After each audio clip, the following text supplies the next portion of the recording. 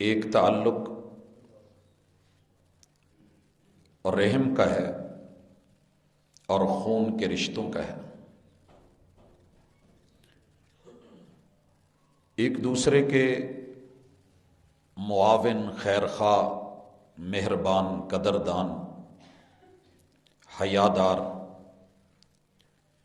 پاس اور مروت رکھنے والے، لحاظ رکھنے والے ہوتے ہیں۔ اگر مثبت چلیں تو دنیا اور آخرت میں خوشی، کامیابی، کامرانی کا باعث۔ اگر معاملہ برعکس ہو جائے تو اکثر خون بہاتے ہوئے لوگ بھی خونی رشتے ہی ہوتے ہیں۔ دوسرا تعلق اللہ رب العزت نے دین کا رکھا ہے۔ یہ وہ لوگ ہوتے ہیں کہ جنہیں ہمارے ماں باپ نے جنم تو نہیں دیا ہوتا، ایک گھر ایک چھت کے نیچے تو نہیں پلے ہوتے، ان کا علاقہ یا خطہ یا وطن ایک نہیں ہوتا،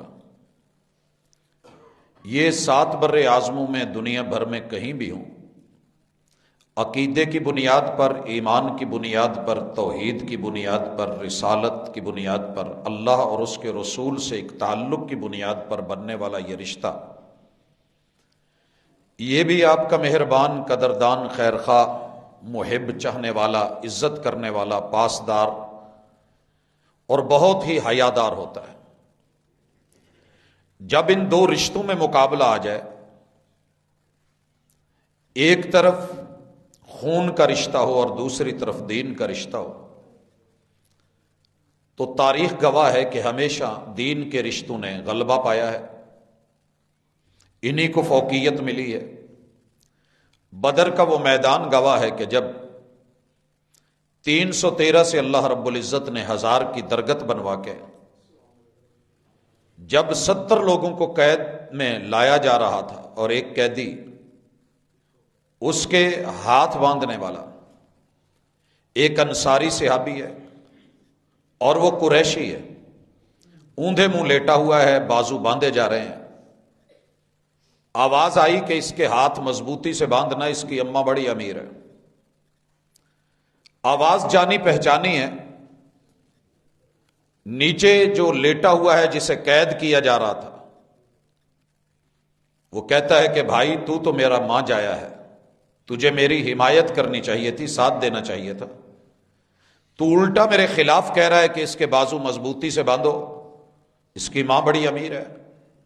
تو جواب آیا کہ میرا بھائی تو نہیں رہا، میرا بھائی وہ ہے جو دین کا، کلمے کا، عقیدے کا بھائی ہے۔ اس لیے اللہ رب العزت اگر خون کے رشتوں میں، نسب کے رشتوں میں، حسب کے رشتوں میں عقیدہ اور ایمان بھی ساتھ عطا کر دے تو اس سے بڑی غنیمت کوئی نہیں ہوتی، اور اگر یہ مقابلے میں آ جائیں تو پھر میرے پیغمبر کے سگے چچے بھی جاتے رہتے ہیں۔ آج اسلامی کیلنڈر کا 6واں مہینہ 22 تاریخ، اس تاریخ میں ایک ایسی عظیم ہستی کہ جسے کائنات میں اللہ اور اس کے رسول پہ اعتدال کے ساتھ ایمان لانے والے اہل السنہ والجماعہ کے جتنے بھی گروپس ہیں ان سب میں بالاتفاق یہ ٹائٹل اور عنوان ملا ہے کہ افضل الخلق بعد الانبیاء والرسل، روئے زمین پر جب سے انسانیت ہے، جناب آدم سے لے کے جناب محمد الرسول اللہ صلی اللہ علیہ وسلم تلک، آپ سے لے کے قیامت تلک جتنے بھی لوگ پیدا ہوئے ہیں، انبیاء اور رسل کے بعد اگر کوئی ہستی، کوئی ذات عہدے، مرتبے، دین، شان کے لحاظ سے بلند و بالا ہے، وہ نام ہے جناب ابو بکر صدیق رضی اللہ تعالی عنہ۔ حضرات یہ کون ہے؟ آج کی ملاقات میں اس کی تفصیل آئے گی۔ لوگ ان سے جلتے کیوں ہیں، ان کے نام لینے سے پریشان کیوں ہوتے ہیں، ان کا رفض اور انکار کیوں کرتے ہیں، اور اسے دین کا فریضہ جو وہ سمجھتے ہیں اس کے مطابق کیوں ہے، ان ڈھیر سارے سوالوں کے جواب آپ کو آٹومیٹکلی انشاءاللہ ملتے جائیں گے۔ ہماری عادت ہے کہ ہم اپنے انداز کو مثبت رکھتے ہوئے بات کرتے ہیں۔ اگر کسی کو لینا ہے تو وافر سامان ملے گا، محبتوں کا، ایمان کا، یقین کا۔ اگر کسی کو نفرت کرنی ہے تو نفرت کے بسا اوقات اسباب نہیں ہوتے ہیں، وہ بلا سبب بھی ہو سکتی ہے۔ تو آغاز کرتے ہیں۔ یمن کے سربراہ ابرہہ نے اس وقت ایک کام کیا تھا، اور وہ کام انتہائی اس کی نظروں میں بڑا ضروری تھا کہ اس نے اپنے ہاتھیوں اور ساتھیوں کے ساتھ مکہ المکرمہ کی طرف رخ کیا اور بیت اللہ کو گرانے کے لیے آگے بڑھا۔ اس سال کو عام الفیل کے نام سے شہرت ملی۔ یہ پرانے زمانے میں بھی ایسا تھا، آج بھی ایسے ہے، جیسے 9/11 کے واقعے کو شہرت ملی۔ تو عام الفیل، اللہ رب العزت نے اس پہ پورا قرآن مجید کے اندر ایک چیپٹر اتارا، سورۃ الفیل، الم تر کیف فعل ربک باصحاب الفیل۔ ہاتھیوں اور ساتھیوں والے کے ساتھ کیا ہوا، یہ ایک تاریخ ہے آپ کے سامنے ہے۔ اسے 2 سال اور 6 ماہ گزرے تھے، 2 سال 6 ماہ، 573 عیسوی چل رہا ہے۔ ایک شخص ہے، نام عثمان ہے، والد کا نام عامر ہے، اور دادا کا نام عمر ہے۔ عمر جب میں بولوں تو میں کئی دفعہ پہلے وضاحت دے چکا ہوں کہ عین، میم اور را عمر ہوتا ہے۔ اگر اس کے آگے واو آئے تو یہ عمرو نہیں، عمر ہوگا۔ جناب عمر کے گھر بیٹا پیدا ہوتا ہے عامر، عامر کے گھر بیٹا پیدا ہوتا ہے عثمان، اور عثمان کے گھر بیٹا پیدا ہوتا ہے، اور عثمان اس کا نام رکھ دیتے ہیں عبد الکعبہ۔ کعبے کے ساتھ ایک محبت، تعلق اور مودت۔ بیت اللہ کا ایک نام بیت العتیق بھی ہے، اسی نسبت سے ان کا لقب عتیق رکھا گیا۔ یہ 38 سال کے ہو گئے، تجارت کر رہے ہیں، متمول خاندان سے تعلق ہے، صاحب ثروت ہے، اللہ رب العزت نے وافر دولت سے نوازا ہوا ہے۔ لإیلاف قریش ایلافہم رحلۃ الشتاء والصیف، قریش کا قبیلہ ہے بنی تیم، اس کے اندر انہوں نے آنکھ کھولی ہے، اور ان کے بھی کاروان چلتے ہیں گرمیوں اور سردیوں میں، جہاں جہاں تجارت کا رخ بنتا تھا، راستے ہموار ہوتے تھے، آسان ہوتے تھے، تو ان کا کاروباری لنک ہے۔ ان کی عمر ہوتی ہے 38 سال۔ ادھر محمد الرسول اللہ صلی اللہ علیہ وسلم جو 571 عیسوی میں پیدا ہوئے تھے، ان سے 2 سال بڑے ہیں، 40 سال کے ہوتے ہیں، اعلان نبوت فرما دیتے ہیں۔ آپ علیہ الصلاۃ والسلام پہلی وحی اقرأ بسم ربک الذی خلق، خلق الانسان من علق، اقرأ وربک الاکرم الذی علم بالقلم، علم الانسان ما لم یعلم۔ یہ اترتی ہے، آپ بیان کرتے ہیں، روئے زمین پہ یہ پہلے فرد، پہلے شخص، ان کا پہلا اعزاز، رتبہ اور مرتبہ ہے کہ جنہوں نے بغیر کسی استفسار کے، چونکہ چنانچہ، اگرچہ مگرچہ، کوئی ہیلا بہانہ، ہیل و حجت پیش کرنے کی بجائے اس دعوت کو قبول کیا، اور اول المؤمنین پیغمبر کے بعد ٹھہرے۔ یہ رتبہ مقدر سے ملا کرتا ہے، ہر شخص کے لیے نہیں ہوتا۔ کوئی بھی ادارہ شروع ہوتا ہے تو کسی ایک کو یہ اعزاز ہوتا ہے کہ وہ اس کا پہلا اسٹوڈنٹ ہوتا ہے۔ اللہ رب العزت نے اس شرف سے نوازا۔ نبی مکرم صلی اللہ علیہ وسلم نے نام عبد الکعبہ سے بدل کے عبداللہ رکھ دیا، اور لقب صدیق ملا، کنیت ابو بکر ملی۔ تو میں یہ آج نام صرف اس لیے پیش کر رہا ہوں کہ جو اپنے اسلاف ہوں، بڑے ہوں، ان کا تعارف اپنے بچوں کو، اولادوں کو انسان دے کے جاتا ہے، اور یہ تعارف ہمارے ایمان کا حصہ ہے، یقین کا حصہ ہے، اتقان کا حصہ ہے، محمد الرسول اللہ صلی اللہ علیہ وسلم کی محبت کا حصہ ہے۔ نام عبداللہ ہے، بہت کم لوگ اس کو جانتے ہیں، عبد الکعبہ سے بدلا ہے، اور یہ نام خود محمد الرسول اللہ صلی اللہ علیہ وسلم نے رکھا ہے، عبداللہ، اور کنیت ہے ابو بکر۔ ان کے والد کی کنیت ہے ابو قحافہ۔ تو اس ہستی کو کئی ناموں سے یاد کیا جاتا ہے، ابن ابی قحافہ بھی۔ صحیح البخاری میں جب غزوہ احد 70 لاشیں گرے اور بظاہر مسلمانوں کے سامنے شکست آئی، جبل رمات پہ چڑھ کے ابو سفیان نے جو پکارا تھا کہ رسول اللہ صلی اللہ علیہ وسلم فوت ہو گئے، اور اس نے آواز دی کہ شہادت پا گئے ہیں، تو آواز دے کے کہا حل فیکم محمد، اس لشکر میں محمد موجود ہے؟ تو اس کے من میں تھا کہ میں نے اپنے 70 لوگوں کا بدلہ لے لیا۔ جب جواب نہیں ملا، ڈیٹیل ہے کہ جواب کیوں نہیں آیا، موجود ہے، اس پہ ہم بات کر چکے ہیں، لیکن اس نے جو دوسرا نام پکارا تھا حل فیکم ابن ابی قحافہ، کیا ابو قحافہ کا بیٹا آپ میں موجود ہے؟ تو ابن ابی قحافہ جو ہے یہ بھی کنیت ہے جناب ابو بکر صدیق رضی اللہ تعالیٰ عنہ کی باپ کی طرف سے، اور نبی مکرم صلی اللہ علیہ وسلم جیسے ان کی کنیت ابو القاسم ہے بیٹے کی طرف سے، تو ان کے بیٹے کی طرف سے ان کی کنیت ابو بکر ہے۔ یہ نام اپنے بچوں کو سینے پہ لکھ کے دنیا سے جائیے گا۔ اللہ رب العزت نے اس ہستی کو جو پروٹوکول دیا ہے شاید کائنات میں کسی کو نہ ملا ہو امت میں سے۔ باقی رہ گی کہ لوگ مخالف کیوں ہیں، انشاءاللہ قدم قدم پہ چیزیں آتی جائیں گی۔ یہ اولویت کوئی چھین نہیں سکا، نہ لفظوں میں، نہ حقیقت میں، نہ ریل میں، نہ واقعے میں۔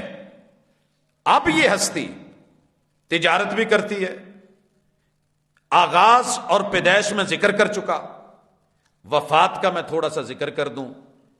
آج کی تاریخ 22 جمادہ الثانیہ ان کی وفات اور رحلت کا دن ہے۔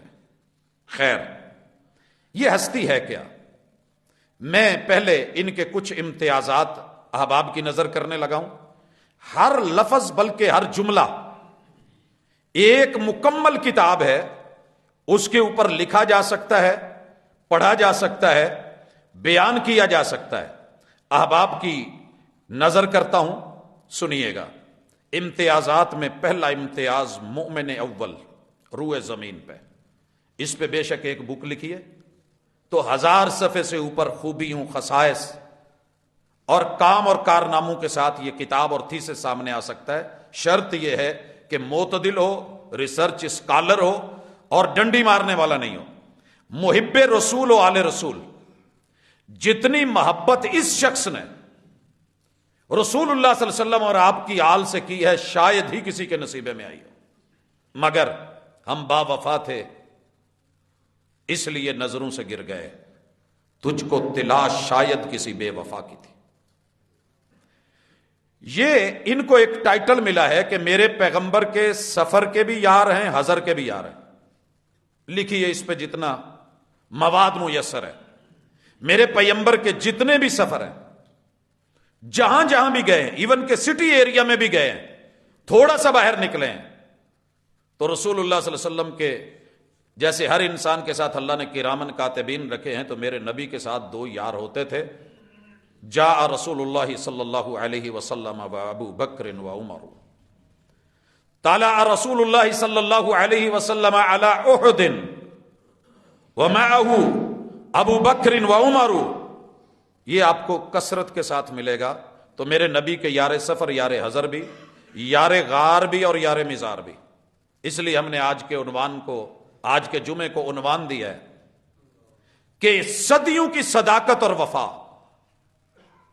کوئی ایک دن کی بات نہیں، 1458 برس صدیوں کی صداقت اور وفا کا خلاصہ ابو بکر عبداللہ ابن ابی قحافہ رضی اللہ تعالی عنہ۔ یہ وفا اور یہ رفاقت آج بھی ہے۔ جو حج عمرے پہ جاتے ہیں دیکھتے ہیں کہ مصطفیٰ کے ساتھ جو ہستیاں لیٹی ہیں ان میں سر فہرست یہ جناب ابو بکر ہیں رضی اللہ تعالی عنہ۔ اسی طرح پیکر صدق و وفا، سچائی اور وفا کا پیکر سالار صحابہ، غازی و مجاہد، امیر المجاہدین، فاتح ارتداد، فاتح منکرین زکوٰۃ، فاتح منکرین ختم نبوت، یہ سارے ٹائٹل ہیں اس ہستی کے، وارث مصلح رسالت فی حیات ہی و بعد ممات ہی۔ میری نبی کی زندگی میں ایک مصلح پہ کبھی دو امام نہیں کھڑے ہوئے، آپ نے دیکھے ہوں گے۔ میرے مصطفیٰ علیہ الصلوۃ والسلام مصلح میں بائیں طرف ہیں، یہ پیچھے ہٹنے لگے، امامت کروا رہے تھے، محبوب بیٹھے ہوئے، انہیں دائیں طرف اپنے ہی مصلح پہ کھڑا کر کے میرے پیغمبر نے اپنی موجودگی میں بتایا کہ اگر کوئی میرا وارث ہے تو جناب ابوبکر، اگر اس مصلح کا کوئی حقدار ہے، بلا فصل بلا فاصلہ، کوئی فاصلہ نہیں، یہ مصطفیٰ صلی اللہ علیہ وسلم، ساتھ میں جناب صدیق ہیں، ان کو اور 17 نمازوں کے امام، آل رسول کے امام۔ آپ کا کیا خیال ہے، آل رسول مسجد نبوی سے ہٹ کے کئی نماز پڑھتے تھے؟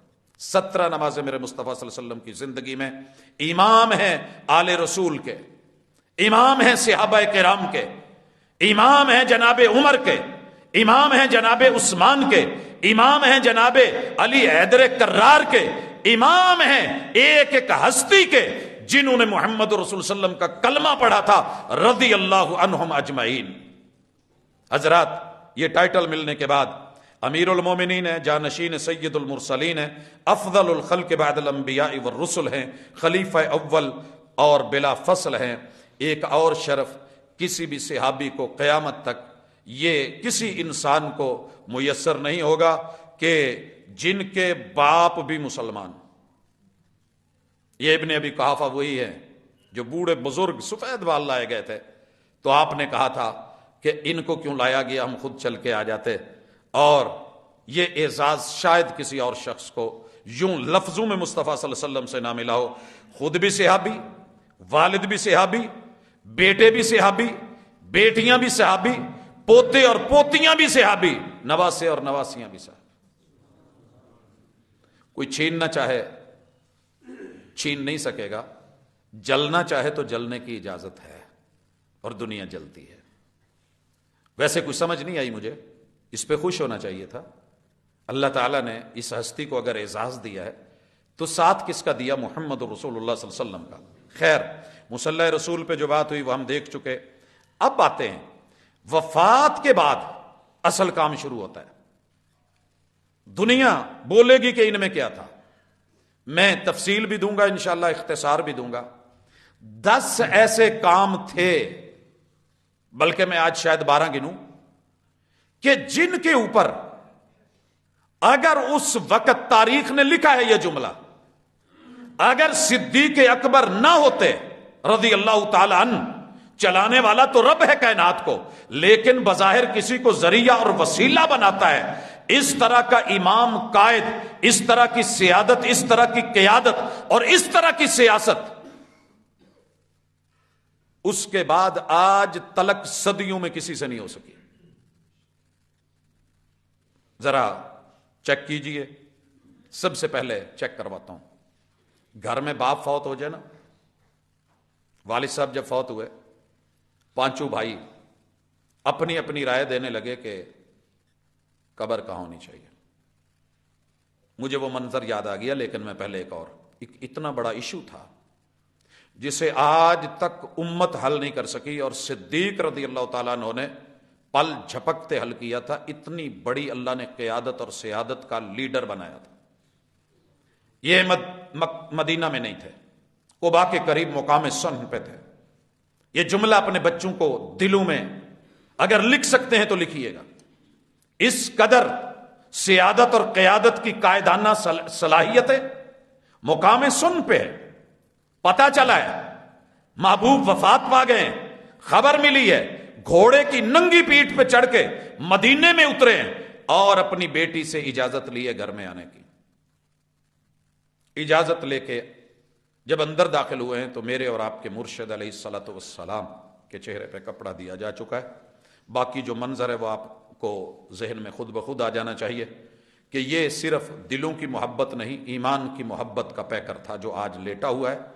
صدیق اکبر رضی اللہ تعالیٰ عنہ نے چہرے سے کپڑا اٹھا کے جو دیکھنا تھا حکیم الامت کو، کائنات کی حکمتوں میں پلے ہوئے شاگرد اول نے محبوب کے جسم اطہر کو، نبضوں کو دیکھ کے وفات پا گئے ہیں، ماتھے پہ بوسہ دیا اور ایک جملہ بولا تھا، طبت حیم و میتا، فیصلے کر دیے محبوب میں نے زندگی میں بھی آپ سے بڑھ کے پاکیزہ کوئی نہیں دیکھا اور وفات کی حالت میں اس سے بڑھ کے پاکیزہ کوئی نہیں دیکھا۔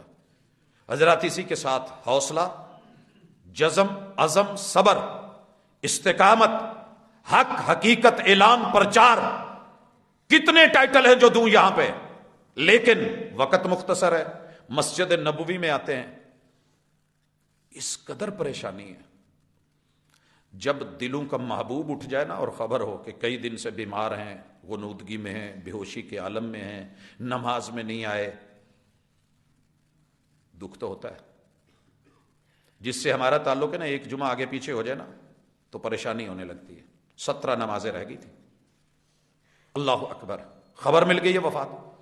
جب آئے ہیں تو حضرت عمر رضی اللہ تعالیٰ عنہ کھڑے ہوئے ہیں، تلوار ننگی کی ہوئی ہے، اور کہا سنو، اگر کسی نے کہا کہ مرشد محبوب پیمبر فوت ہو گئے ہیں، سر تن سے جدا کر دوں گا، جرت کوئی نہ کرے، وہ حق ہیں اور حق کو کبھی موت نہیں آتی، حق بھی کبھی مرا، یہ نہیں ہو سکتا۔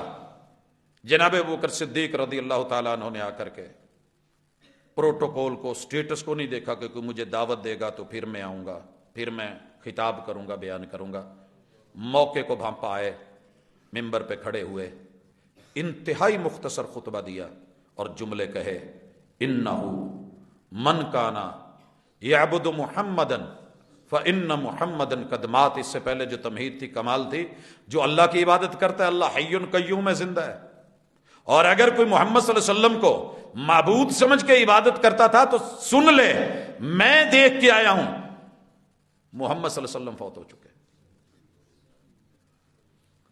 یہ کہنے کے بعد جو انہوں نے استدلال کیا تھا وہ کتاب اللہ سے کیا تھا، اِنَّکَ مَيِّتٌ وَإِنَّهُمْ مَيِّتُونَ۔ أَفَإِن مَّاتَ، میت اور مات کا لفظ صدیق اکبر رضی اللہ تعالیٰ عنہ نے پڑھ کے جب خطبہ دیا، عمر جیسی جرار ہستی کی تلوار بھی گر گئی، خود بھی غشی کھا کے گر گئے کہ میرے محبوب اس دنیا سے چلے۔ اور اس کے بعد امت مجتمع ہو گئی۔ یہ پہلا اختلافی میٹر تھا جس کے اوپر مسجد نبوی، پورا مدینہ منورہ، 1.25 لاکھ سے زیادہ میرے پیمبر کے اصحاب نے یہ فیصلہ لے لیا کہ جناب صدیق اکبر کی بات برحق ہے، صحیح ہے اور سچ ہے، محمد رسول صلی اللہ علیہ وسلم وفات پا گئے۔ اس مسئلے کو تو آج تک آپ اور میں نہیں حل کر سکے۔ جو مدینہ میں رہ کے اس ہستی نے، سلیوٹ کرنا بنتا ہے اس ہستی کو، امت کو اکٹھا کرنے والی، موقع کو بھانپنے والی۔ آپ کو پتا ہے ایک ہی مذہب، ایک ہی مسلک اور ایک ہی گروہ کے دو لوگ حیاتی اور مماتی میں بٹ کے ایک دوسرے کے پیچھے نماز نہیں پڑھتے۔ مقصد آگ پہ تیل ڈالنا نہیں، صرف حقیقت دکھانا ہے کہ یہ ایشو اتنا چھوٹا نہیں تھا جتنی عمدگی سے 5 منٹ کے اندر سنبھالا۔ تکفین، تجہیز، تیاریاں ہونے لگی۔ اگلا بڑا اہم ایشو تھا، اور یہ ایشو جب میرے گھر میں اٹھا تو پتا چلا،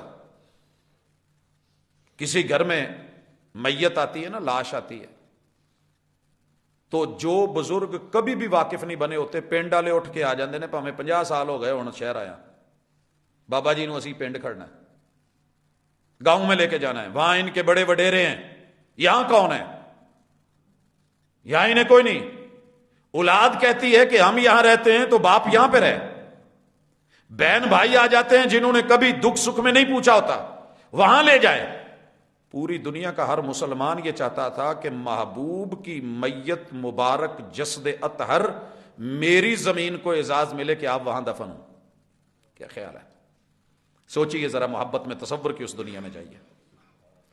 اور اگر کچھ نہیں تو 9 بیویاں تو تھیں نا، زندہ تھی اس وقت۔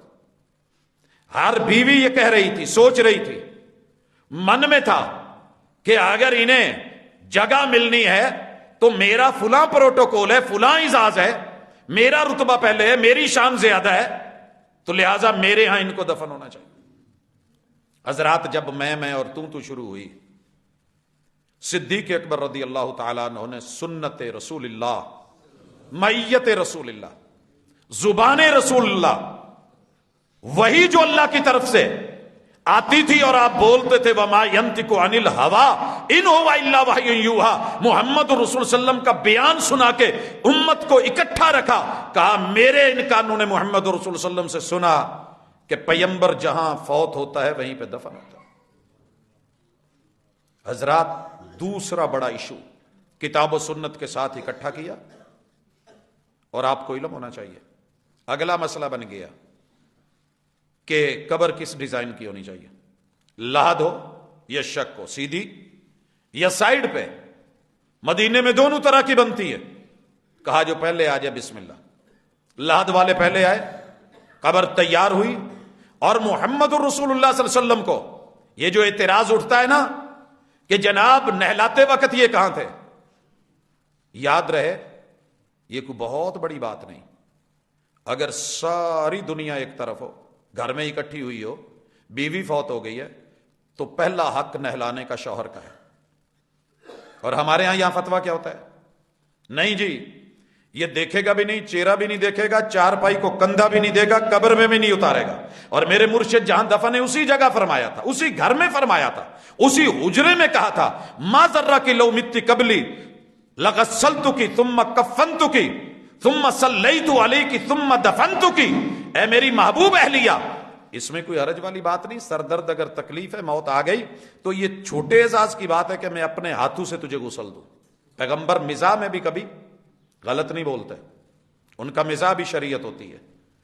کیا فیصلہ دیا؟ ہاتھوں سے غسل دوں، اپنے ہاتھوں سے کفن دوں، خود جنازہ پڑھاؤں، اپنے ہاتھوں سے قبر میں اتاروں۔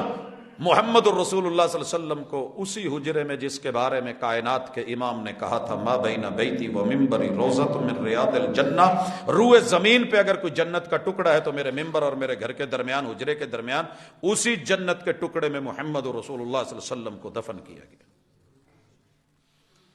تیسرا مسئلہ جو بن چکا تھا کس نے سنبھالا، اور کمال دنائی کے ساتھ، وہ یہ تھا کہ آپ کے بعد کمانڈ کون سنبھالے، قیادت کون کرے۔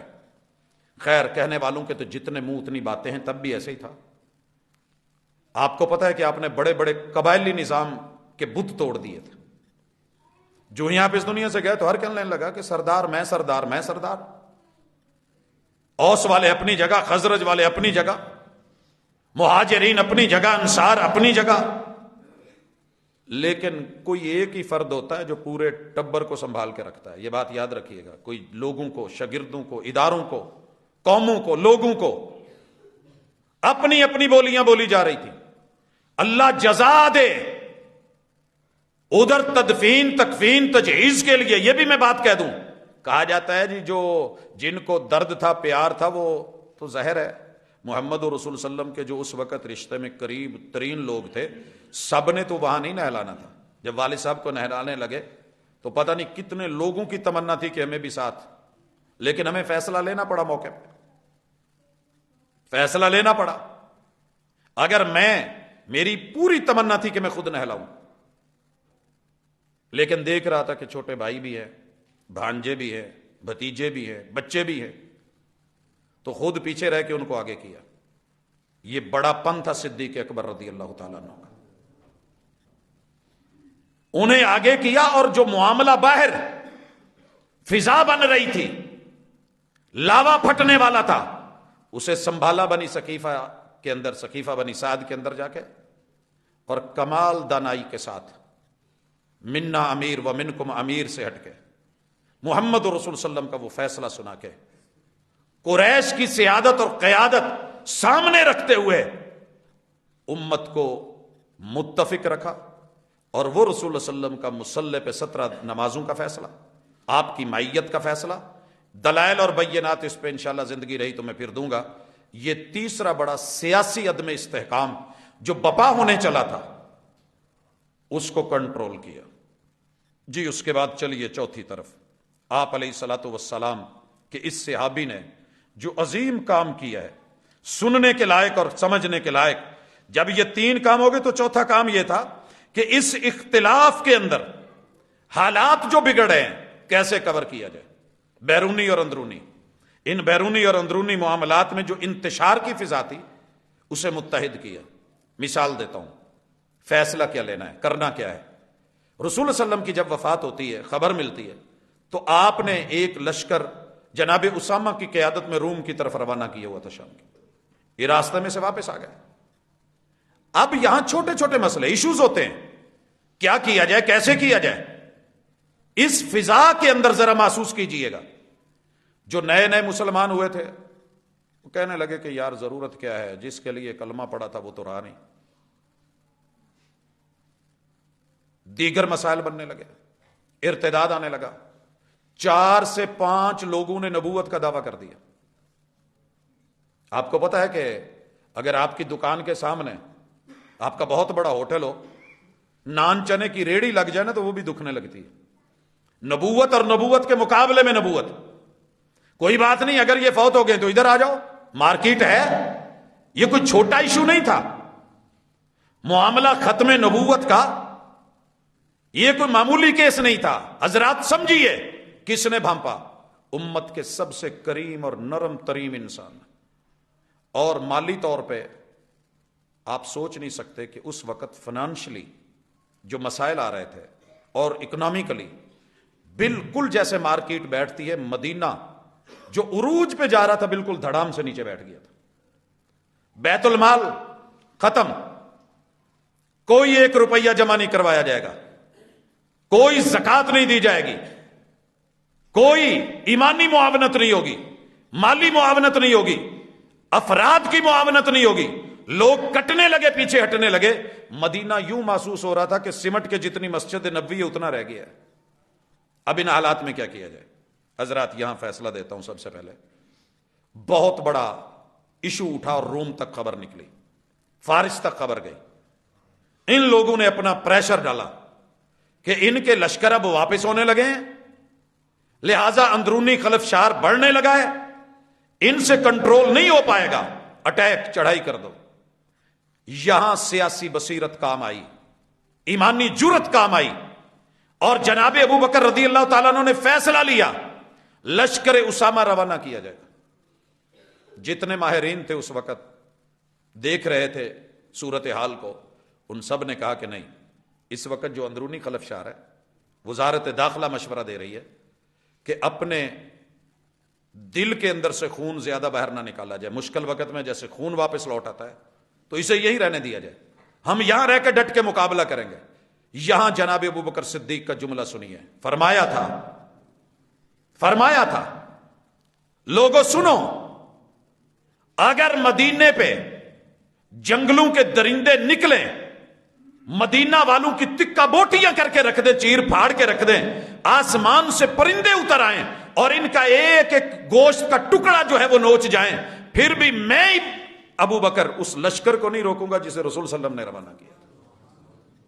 حضرات یہ جرت، یہ غیرت، یہ ایمان، یہ جہاد، یہ تڑپ، یہ لگن اور یہ لگاؤ، اس چیز کو جس انداز میں سیدنا صدیق اکبر رضی اللہ تعالی عنہ نے موقع کی نزاکت کو بھانپ کے دیکھا ہے، شاید کوئی مائی کا لال دوبارہ پیدا نہیں ہوا اور نہ ہوگا. اسی لیے تاریخ نے لکھا اگر تب صدیق نہ ہوتے تو آج دین کی وہ پہلی شکل نہ ہوتی. اللہ رب العزت نے یہ فرد پیدا کر کے کمال کروایا. اسی طرح جو نیکسٹ معاملہ بنا تھا، اس دلیرانہ فیصلے کے بعد اکنامکلی نظر ڈالی جناب ابو بکر صدیق رضی اللہ تعالیٰ نے. کہا ہم ان کے خلاف لڑیں گے جو نظام معیشت کو گرائے، معاش کو گرائے، اسلامی سیٹ اپ کو، اور رکن زکات پہ بات کرے گا. ابو بکر اس کے خلاف سٹینڈ لے گا، سٹینڈ لیا جائے گا. حضرت عمر جیسے بھی دبنگ لوگ کہنے لگے، فرمانے لگے، جملہ سنیے، ہم ان سے لڑیں گے جو کلمہ پڑھتے ہیں. آج یہ کتنا ہے رواداری کے نام پہ، وہ جی کم از کم کلمہ تو پڑھتے ہیں. کلمہ داخلہ ہے، یہ ایڈمیشن ہے. ایڈمیشن کا فارم بھر کے اگر کوئی بندہ فیس نہیں دیتا، یونیورسٹی فارغ کر دیتی ہے، کالج فارغ کر دیتے ہیں، ادارے فارغ کر دیتے ہیں. اللہ نے ایک رکھا ہے، کیوں بھاگ رہی ہے ایف بی چاروں طرف؟ ایک نظام، ایک سسٹم ہے، شریعت کا آسمان کا ہے، جس نے دنیا بنائی ہے، جس نے پیٹ لگایا ہے، اس نے بتایا ہے کہ 2.5% جو ہے امیر کے پیسوں سے لے کے غریب کو دیا جائے گا تاکہ اس کا بھی چولہا جلے۔ یہ کون ہوتے ہیں نہیں دینے والے؟ کہا حالات خراب ہے نہ لڑیں، کہا ہم لڑیں گے۔ اور سن لو، یہ جرأت مندانہ فیصلہ تھا حضرت عمر کو، اور قوم کو میسج دے دیا۔ وہ بکری تو دور کی بات ہے، بکری کے گلے میں بندھی ہوئی رسی جو زکوٰۃ میں رسول صلی اللہ علیہ وسلم کے دور میں بیت المال میں آتی تھی، اگر اس سے بھی کسی نے روکا یا منع کیا، صدیق لڑے گا۔ اس لیے دکھتا ہے صدیق، اس لیے پریشانی ہے صدیق اکبر رضی اللہ تعالیٰ عنہ سے۔ وفات کا میٹر حل ہوا، تدفین کا میٹر حل ہوا، سیاسی عدم استحکام ختم ہوا، لشکر اسامہ روانہ کر کے انٹرنیشنل ریلیشنز کو خبر دے دی کہ ہمارا تمہارے ساتھ وہی طریق ہے جو منہاج نبوت تھا، جو طریقہ محمد تھا صلی اللہ علیہ وسلم۔ ہم اس سے ہٹے نہیں ہیں، پیچھے نہیں ہٹے، 1 انچ کے لیے بھی پیچھے ہٹنے والے نہیں ہیں۔ اندر کا میٹر حل کیا، کتنا بڑا مسئلہ تھا، اور اسے حل کرنے کے بعد یہ جو سٹینڈ لیا گیا منکرین زکوٰۃ کے خلاف، اس پہ 8ویں نمبر پہ ذرا سنیے، ایک اور مسئلہ کھڑا ہو گیا۔ میں ڈیٹیل آج وقت رہا تو انشاءاللہ دوں گا، نہیں تو اگلے ملاقات میں ایک ایک چیز کی تفصیل آئے گی کہ آپ سے دنیا پریشان کیوں ہے۔ آپ کو تو گئے ہوئے صدیاں بیت گئی ہیں، جفا و وفا کا سلسلہ جاری کیوں ہے، لیکن انشاءاللہ دنیا دیکھے گی، سنے گی۔ ٹیبل ٹاک کریں ان سے کہ انہوں نے نبوت کا دعویٰ کر دیا، سجا نامی عورت نے کیا، مسیلمہ کذاب نے کیا، دیگر لوگ کھڑے ہوئے، کیا کیا ابو بکر نے؟ کہا نو ٹیبل ٹاک، نکلو۔ حفاظ بھی نکلے، قاری بھی نکلے، استاذ بھی نکلے، شاگرد بھی نکلے۔ تفصیل آئے گی۔ ایک حافظ تیار کرتے ہوئے، کسی ادارے میں ایک حافظ تیار ہو جاتا ہے نا، وہ ہمیں فنکشن پہ بلاتے ہیں، آمین پہ، سر جی آئیں، آ کر کے اس علاقے میں ایک بچہ حافظ ہو گیا ہے۔ سالوں کی محنت لگتی ہے، دل کا خون لگتا ہے، ریاضت لگتی ہے، پھر جا کر کے یہ پارے حفظ ہوتے ہیں اور ان کا فہم ملتا ہے۔ ایک نہیں 700 صحابہ رضوان اللہ علیہم اجمعین اس عقیدے کی نظر کیے گئے، شہادتیں پیش کی گئی۔ 1200 دیگر صحابہ یہ شہادتیں پیش کر کے جناب ابو بکر رضی اللہ تعالی عنہ نے زمین کو اس نجس چیز سے اور عقیدے سے دھو ڈالا کہ جو سٹینڈ لے کر کے امت کو گمراہ کرنے چلا تھا۔ اور 9ویں نمبر پہ پھر کفر نے جہاں سر اٹھایا، صدیق وہاں پہنچا رضی اللہ تعالیٰ عنہ۔ شرک نے سر اٹھایا، صدیق وہاں پایا گیا۔ لوگوں ارتداد نے سر اٹھایا، نفاق نے سر اٹھایا، یہود و نصارہ نے سر اٹھایا، عالم کفر نے جہاں جہاں سر اٹھایا، صدیق وہیں کھڑا تھا۔ بڑے حیران تھے کہ یہ کہاں پہنچ جاتا ہے، کیسے آ جاتا ہے، چند لوگ بھیج کے ہیبت، دبدبا اور روب قائم کر دیتا ہے۔ یہی وجہ ہے کہ دشمن کل بھی پریشان تھا، دشمن آج بھی پریشان ہے، وگرنہ صدیق کا کوئی اور تو جرم نہیں ہے۔ ہاں، یہ کرنے کے بعد سرزمین تہامہ گواہ ہے، صدیق آئے تھے۔ حجاز گواہ ہے، جناب صدیق آئے تھے۔ نجد گواہ ہے، جناب صدیق آئے تھے۔ یمن کا چپا چپا گواہ ہے کہ کچھ صدیق تھا۔ عروس گواہ ہے، بحرین گواہ ہے، شام گواہ ہے، عراق گواہ ہے، ایران گواہ ہے۔ ان کی بستیاں اور قصبے اور شہر نام لوں گا، تفصیل دوں گا، انشاءاللہ ایمان والوں کا ایمان بڑھے گا، یقین والوں کا اتقان بڑھے گا۔ اور اگر کسی کے دل میں ان کے لیے بلا وجہ نفرت ہے اور سوچ سمجھ کے اعتدال اور عدل کے ساتھ رہنا چاہتا ہے تو یقیناً اس کی سوچ بدلے گی، اور اگر کوئی مزید دلدل میں جانا چاہتا ہے تو اس کے اپنے نصیبے کی بات ہے۔ ہاں، 10ویں نمبر پہ ایک اور چیز، امامت، قیادت، سیادت، سیاست علی منہاج النبوہ کے جو انمٹ نقوش چھوڑے ہیں، اس کے بعد کسی اور کے حصے میں نہیں آئے۔ 11ویں نمبر پہ یہ بیرونی معاملات ہی نہیں تھے، امت کی تعلیم بھی جاری ہے، تعلم بھی جاری ہے، نصاب بھی جاری ہے، تربیت بھی جاری ہے، حفظ قرآن بھی ہے، حفاظت قرآن بھی ہے، اور آپ دنگ رہ جائیں گے، جو آپ سے زندگی میں شاید ایک دفعہ پورا نہ پڑھا گیا ہو، اس پورے کے پورے کو جمع بھی کیا ہے تو صدیق اکبر رضی اللہ تعالی عنہ نے. اور یہ سارا کچھ کتنی دیر میں کیا ہے؟ صرف 27 ماہ 10 دن میں. 2 سال 3 ماہ 10 دن. میں پھر کہہ رہا ہوں 2 سال 3 ماہ 10 دن. بڑی ایکسپرٹ ٹیم لے کے، دنیا بھر کے پیسے لے کے، ادھار لے کے، میرے قائد اعظم کے بعد آنے والے سب سے بڑے جن پہ امید تھی قائد نے بھی 4 سالوں کے بعد ہاتھ اٹھا دیے. یہاں کیا ہے؟ ہر طرف کی مخالفت، بدترین صورتحال، اور محمد رسول صلی اللہ علیہ وسلم کے تیار کردہ اس صدیق اکبر نے ناکوں چنے چبوانا ایسا ہی بات نہیں. اگر کسی نے چبوائے ہیں تو یہی ہستی تھی. 12ویں چیز، خلافت راشدہ کے مضبوط نظم و نسق، اعلیٰ دستور و منشور کے ساتھ قیامت تک مومنین کے سینوں کے لیے سرور اور معاندین حق کے لیے شرور و فطور کا وافر سامان کو مہیا کر کے گیا ہے تو وہ بھی صدیق اکبر ہے رضی اللہ تعالی عنہ. اس ہستی کے ان معاملات کو دیکھتے ہوئے میں تھوڑا سا بیک پہ جاتا ہوں. جو باقی ہمارے پاس ٹائم ہے اس میں آج ایک سین دیکھتے ہیں. لشکر اسامہ کیا ہے؟ اندرونی معاملات تو ہو گئے، بیرون کو کور کرنے کے لیے ابھی کتاب اللہ کی میں نے آیات نہیں پڑھی، آغاز نہیں پڑھا، ابھی میں نے مکی زندگی ہجرت کی راہوں کا تذکرہ نہیں کیا، صرف اوورال کہ یہ ہستی تھی کیا. اور آج کے دن جو اس دنیا سے گئی، آج تلک دنیا نہیں بھول پائی، اپنے اور بیگانوں کو یہ یاد ہے. تو رومیوں کی سرکوبی کے لیے جس لشکر کو آپ نے حیات کے آخری دنوں میں روانہ فرمایا تھا، اس کی وفات کی خبر ملنے پہ جب لوٹا تو دوبارہ اصحاب سے مشورہ کیا، سب نے روکا. انہوں نے وہی کہا جو میں پہلے بیان کر چکا. ربیع الثانی، رسول صلی اللہ علیہ وسلم اس دنیا سے کب گئے؟ ربیع الاول میں. ابھی 1 مہینہ گزرا ہے. ربیع الثانی میں وفات کے 1 ماہ بعد یہ لشکر اپنی مہم پہ دوبارہ روانہ کر دیا گیا. روانہ کرنے والے کون ہے؟ صدیق اکبر رضی اللہ تعالیٰ. اس نے کیا کیا؟ یہ لشکر مدائن تک گیا، مدائن سے ہوتا ہوا اردن سے موجودہ جو ہے شام تلک گیا، اسلام پھیلتا گیا، امت مسلمہ کا بول بالا ہوتا گیا. اور رومیوں نے جو جنگ موتا میں جو کچھ کیا تھا اس کا انتقام لیا. منافقین، مرتدین اور کفار پہ ہیبت اور دھاک بٹھائی صدیق اکبر رضی اللہ تعالیٰ عنہ کے اس فیصلے نے، اس دور خلافت نے. اب آئیے ذرا مرتدین کی طرف. یہ سن 11 ہجری ہے. مرتدین کے خلاف آپ کھڑے ہو گئے. صرف کھڑے نہیں ہوئے، مذمت نہیں کی، صرف ایک بیان نہیں دیا، قرارداد پاس نہیں کی، بلکہ کیا کیا؟ قبیلہ طے بگڑ گیا، اسد بگڑ گیا، غطفان بگڑ گیا، حوازن بگڑ گیا. چوتھا قبیلہ بنو اسد، یہ بھی اس وقت بگڑا ہوا ہے.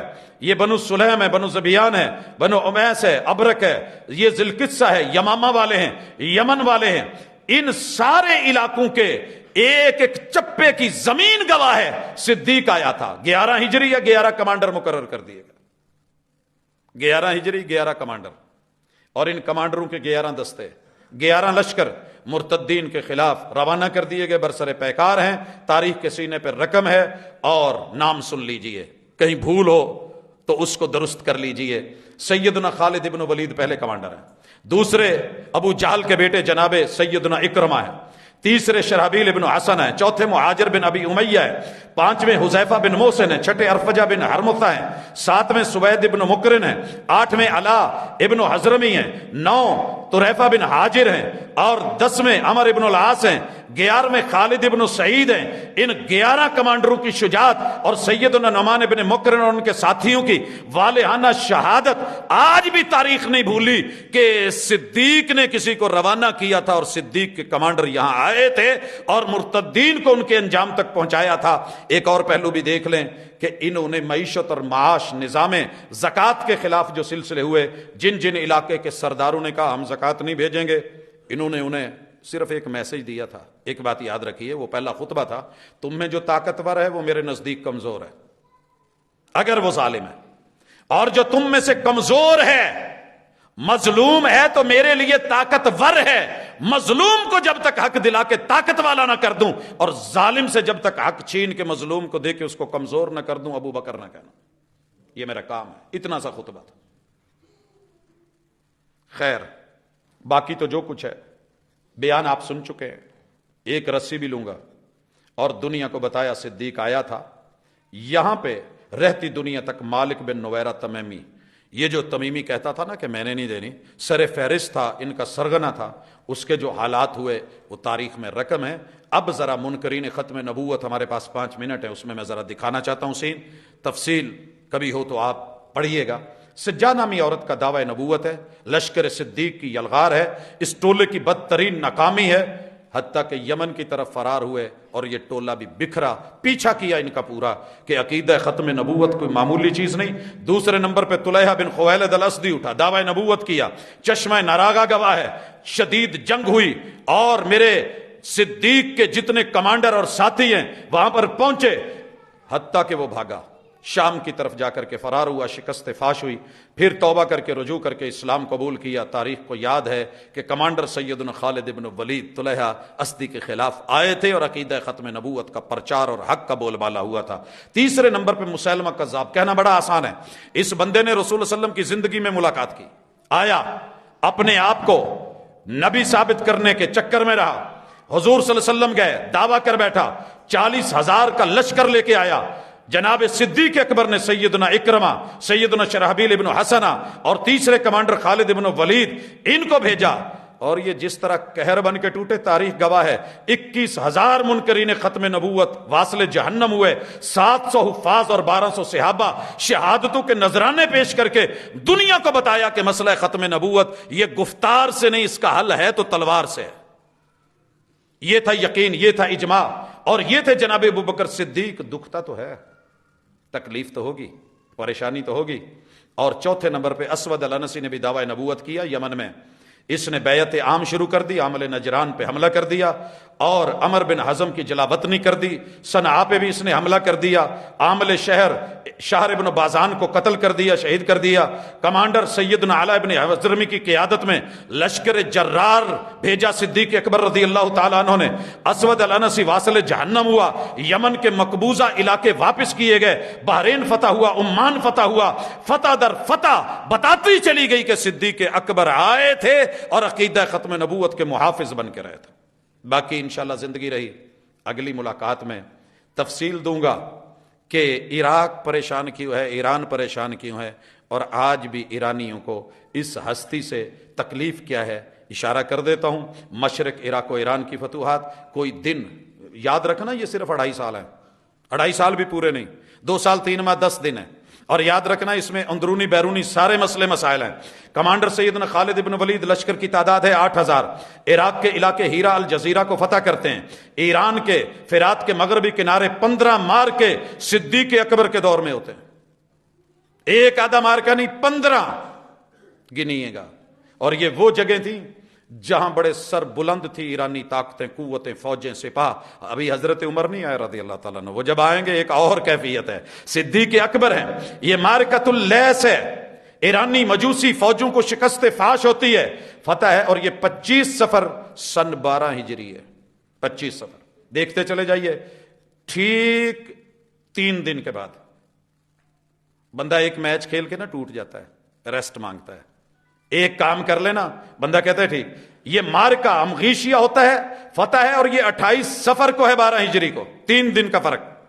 اس کے بعد مارکہ ولجہ ہے، اللہ نے فتح عطا فرمائی ہے، مارکہ ہیرا ہے، منہ زور ساسانیوں پہ اللہ تعالیٰ نے لشکر صدیق کو فتح عطا فرمائی ہے۔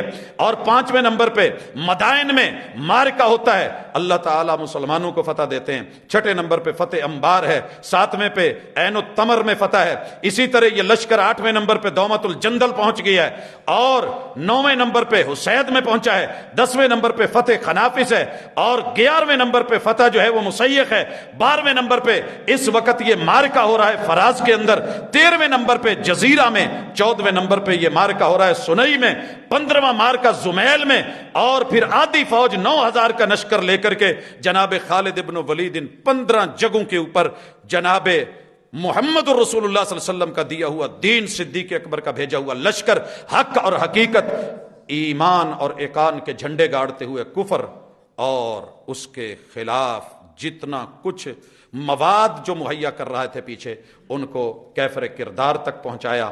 خیر، وقت ختم ہوتا ہے، آگے چل کر کے دیگر کمانڈرز باقی علاقے بابل، عراق، شام، فلسطین، اردن، ان علاقوں میں صدیق کیسے پہنچے تھے؟ دنیا پریشان صرف اس لیے ہے کہ ہم تو کمزور سمجھے تھے، بڑا نرم دل سمجھے تھے، وقت بھی کوئی نہیں لیا، 2 سال 3 ماہ 10 دن، اور پوری دنیا میں امت مسلمہ کا سر بھی بلند کر گیا، قرآن مجید بھی جمع کر گئے، اور خلافت علی منہاج النبوہ دے گئے، خلافت راشدہ دے گئے، بلا فصل دے گئے، اور وصل مصطفیٰ صلی اللہ علیہ وسلم کے ساتھ وصال ہوتا ہے بھائی جمادی الاولیٰ کو، اور 7 دفن ہیں، زندگی میں بھی ساتھ ساتھ، وفات کے بعد بھی ساتھ ساتھ، نشر میں بھی ساتھ ساتھ، حشر میں بھی ساتھ ساتھ، انشاءاللہ جنت میں بھی ساتھ ساتھ۔ یہی ایمان ہے، یہی عقیدہ ہے۔ تجھے دکھتا ہے تو میں کچھ کر نہیں سکتا، لیکن ایمان کی نظر سے دیکھے گا تو تجھے پیار آئے گا، اور اگر کسی دوسری نظر سے دیکھے گا وہ تو جانے، تیرا دل جانے، تیرا سینہ جانے، سینے کا کینہ جانے۔ الم نشرح لک صدرک، صدیق کے لیے سینے کھلے ہیں جیسے مصطفیٰ کے، ویسے ان کے امتیوں کے کھلے ہیں۔ اللہ حامی و ناصر ہو، وما توفیقی الا باللہ۔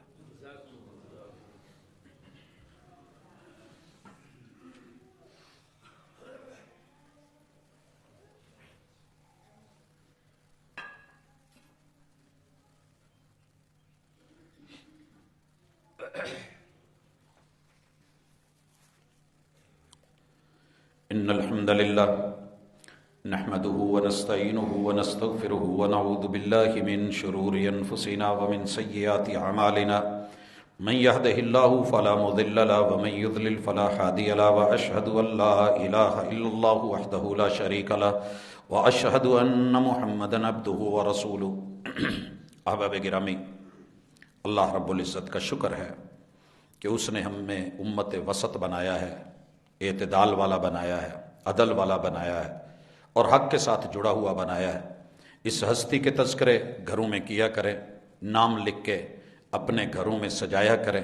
یقیناً ان کو رسول اللہ صلی اللہ علیہ وسلم کی معیت اور ساتھ ان کی ابھی ڈھیر ساری خوبیاں، وصف جو میں نے چھوڑے احادیث میں، قرآن مجید کی آیات میں موجود ہے۔ قرآن مجید کی کوئی آیت ایسی نہیں ہے کہ جس کے پیچھے صدیق کا خون نہیں کھڑا۔ یہ بات ذہن میں رکھیے گا کہ آسان ہے بڑا قرآن مجید پکڑ لینا، کھول لینا، لیکن ان کو جلا وطن کیا گیا، دیس نکالا دیا گیا قرآن کی وجہ سے، لو لوہان کیا گیا قرآن کی وجہ سے، گھر میں نظر بند کیا گیا قرآن کی وجہ سے، مگر انہوں نے میرے مصطفیٰ کا، صاحب قرآن کا بھی ساتھ نہ چھوڑا، قرآن کا ساتھ بھی نہ چھوڑا۔ الحمدللہ، اللہ کا شکر ہے۔ باقی موسم کی تلخی اور سردی آپ محسوس کر رہے ہیں۔ میرے محبوب کا طریقہ تھا کہ جو بھی چیز ہوتی اس سے انسان کی آخرت کا سامان نکالتے۔ میرے اور آپ کے مرشد نے کہا دنیا ہستی ہے، آپ نے کہا کہ جہنم کی اللہ نے 2 سانسیں رکھی ہیں۔ جیسے تندور کا تا کرنے کے بعد لوگوں کو پتہ ہے، جنہوں نے تا کے دیکھا ہے، اس کو ایندھن ڈال کے دیکھا ہے، کہ اس کی سائیڈ پہ ایک سوراخ، اس میں کپڑا دے دیا جاتا ہے، اور جب اسے کھولا جاتا ہے تو اس وقت جو دائیں بائیں کیف ہوتی ہے وہ دنیا محسوس کرتی ہے۔ اللہ نے جہنم کی 6 ماہ کے بعد ایک سانس رکھی، ایک گرم ایک ٹھنڈی۔ یہ جو ٹھنڈی سانس ہے اسے عذاب زمہریر کہتے ہیں۔ اتنی شدید ٹھنڈک کہ جہنمی اس ٹھنڈک کی وجہ سے جل جائیں گے۔ برف کے اندر، اللہ نہ کرے کہیں کسی بلاک کے اندر چاروں طرف ہوں اور انسان اس میں پھنس جائے۔ گلیشیروں میں جو ہمارے فوجی پھنسے تھے، جو کیفیت وہی جانتا ہے جو وہاں پہ ہے، تو کس طرح آگ لگتی ہے، جلن ہوتی ہے، 2 منٹ برف نہیں پکڑی جاتی۔ یہ بھی اللہ کے محبوب نے بتایا کہ جہنم کی سردی زمہریر، جس سے جہنم بھی پناہ مانگے۔ آپ کا اور میرا کیا خیال ہے؟ ہم صرف اس کو ایزی لے رہے ہوتے ہیں، انجوائے کر رہے ہوتے ہیں، چلے جی بون فائر کر لیں، وہ کر لیں، سارا کچھ۔ محبوب نے یہاں بھی سبق سکھایا، اور گرمی کے بارے میں بھی بتایا کہ یہ جہنم کی آگ، دنیا کی آگ، اس سے کتنی ٹھنڈی کر کے 69 اسے لائٹ کر کے بھیجی گئی ہے۔ اگر تم سے یہ برداشت نہیں ہوتی تو پھر تم سے وہ برداشت کیسے ہوگی؟ لہٰذا نافرمانیاں، ضد، بغاوت، اس کو، انا کو چھوڑ کے اتباع کی طرف آئیے، اور یہی انسان کی کامیابی اور کامرانی ہے۔ اللہ بیماروں کو شفا دے، ہمارے اساتذہ بیمار ہیں، اللہ ان کو تندرستی دے۔ اسی طرح ہمارے رشتہ دار، عزیز و اقارب، ڈھیر سارے لوگوں کی اموات ہوئی ہیں اسی ہفتے میں، اللہ سب فوت شدگان کے ساتھ بھلائی اور نیکی کا معاملہ کرے۔ جو زندہ ہیں، بیمار ہیں، اللہ صحت عطا فرمائے۔ بے اولادوں کو اللہ اولاد کا میوہ دے۔ اور جو پریشانیاں ہیں اللہ تعالیٰ وہ حل فرمائے. مالی طور پہ جو لوگ مقروض ہیں یا بے روزگار ہیں اللہ ان کا ہاتھ پکڑے اور کسی کا محتاج نہیں کرے. اللہ رب العزت میرے وطن کی حفاظت فرمائے اور اللہ عالم اسلام میں جہاں جہاں بھی مسلمان پریشان ہیں اللہ ان کی پریشانیوں کو دور کرے اور اپنی مدد نازل فرمائے. سبحانک اللہم و بحمدک اشہد ان لا الہ الا انت استغفرک و اتوب.